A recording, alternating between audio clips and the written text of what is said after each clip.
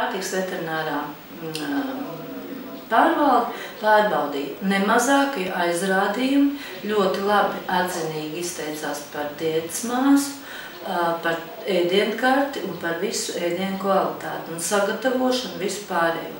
Vienīgais aizrādījums ir tas pats, ko vecāki norādīja, kam es varu piekrist, ka zivis ir pamaz.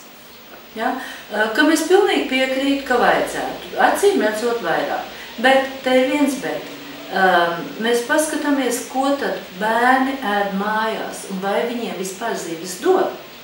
Viņi nemāk ēst, viņi nav pieraduši ēst zivis, viņi visas zivis atstāja. Un tad iestādes medmās izmanto šo alternatīvu, kas MKV noteikumos ir minēta, ka zivis vai liesa gaļa. Lieso gaļu bērni labprāt apēd.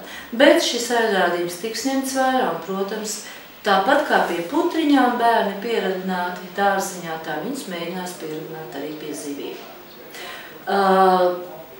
Līdz ar to es jautāju, vai ir no Lauksaimniecības universitātes pārtikas speciālistu atzinums, ka šeit ir kādi, teiksim, produkti pa daudz, vai tas neatbilst normām.